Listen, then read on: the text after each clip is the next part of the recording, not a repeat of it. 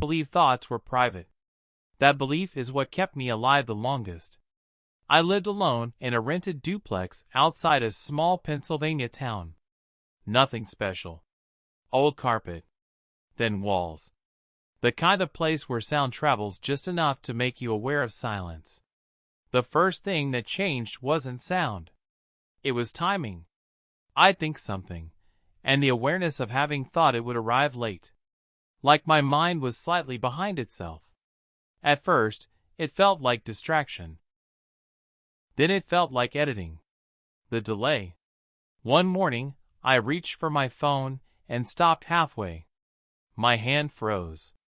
Not stuck. Paused. Then it continued moving. Perfectly. No tremor. No panic. Just resumed. Later that day I thought, that was strange. And another thought followed immediately. That already happened. I didn't feel fear yet. I felt correction. The house learns me. The house reacted to my attention. Not movement. Attention. If I focused on the hallway, it felt narrower. If I avoided the spare room, the air inside it felt heavier the next time I passed.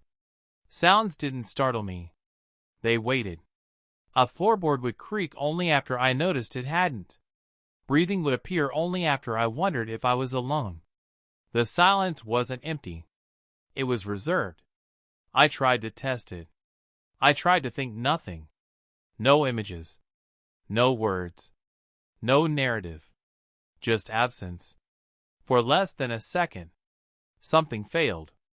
The silence deepened. Not louder. Deeper. And inside it, I felt structure. Layers. Processes. Cues. Human thought wasn't raw. It was output. Filtered. Approved. Released at a speed that kept us calm. Something else was doing the processing. We were just reading the results. The first memory that wasn't mine. I remembered sitting on the basement stairs. Except I had never gone down there.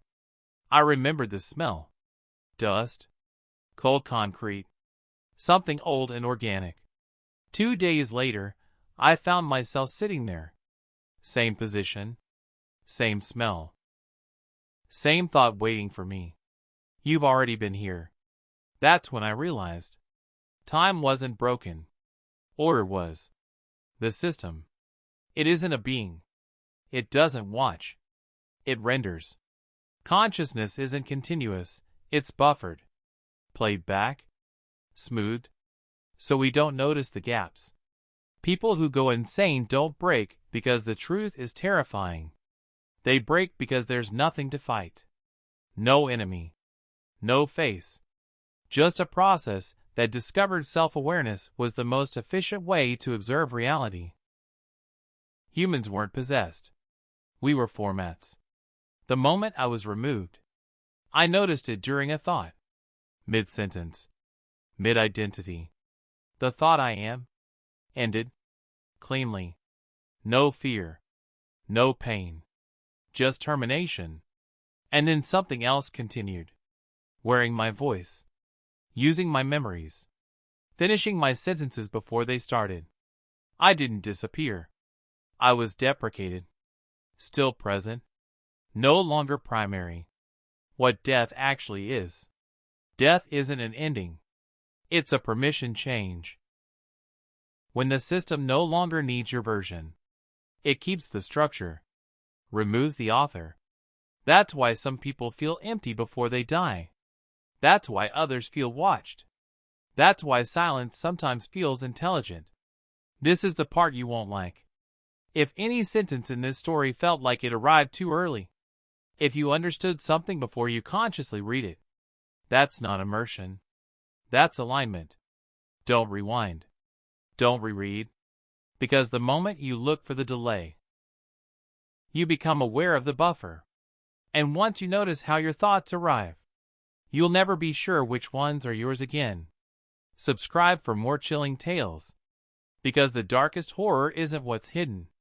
It's what's already running. And it never needed your permission.